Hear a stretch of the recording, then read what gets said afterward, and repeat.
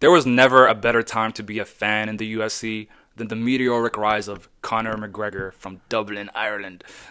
You know, 2014 to 2017 was probably the peak era of UFC with, Conor McGregor just going in the cage, telling his opponents what he was going to do, doing it to them, and then talking trash afterwards and doing it all over again. Just that, the rise and the aura that Conor McGregor had, it was just peak times in the UFC.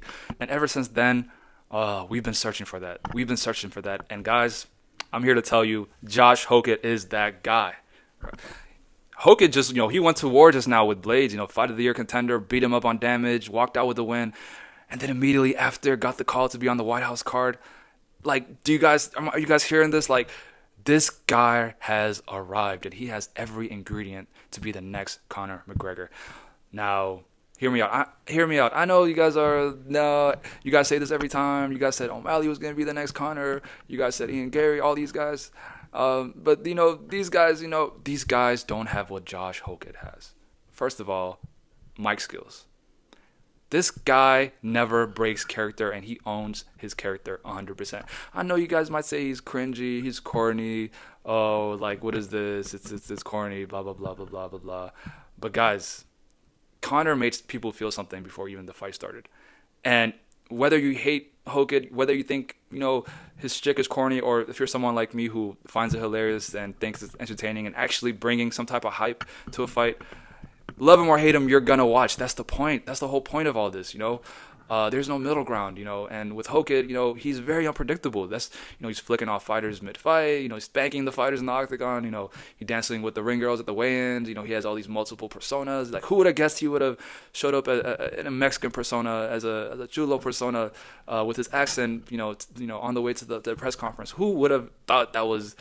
Who would have thought, Then Conor was the same way. He had, all these different characters. He had the Vince McMahon strut that he did, and the mystic Conor predictions. And look, the thing is, who the hell knows what Hokit is going to do next? It's must-watch energy, and that's why Hokit can be that guy.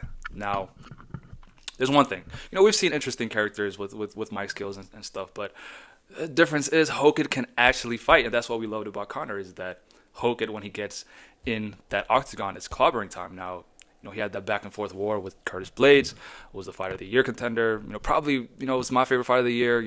He stood in there, he took Curtis Blades' best shots, and then he beat up Curtis Blades bad on damage, and then walked out with the W. All this stuff that Hokit says, it's not a gimmick. He's genuinely a top level heavyweight brawler fighter, and he can really make some noise in that division. And that division, it's not, I know it's not deep. I know there's truly just like 2 or 3 true elite fighters in that division, but that win against Blaze proved that Hokit can compete with any of them. Just his athleticism and his striking, I think he has a real path to beating Pereira or Gunn or even Aspinall. And I know you guys are going to hate that someone is on YouTube saying this. You guys are saying this is a disgrace, but he went to war with a top 5 heavyweight and came out on top. That's not a gimmick.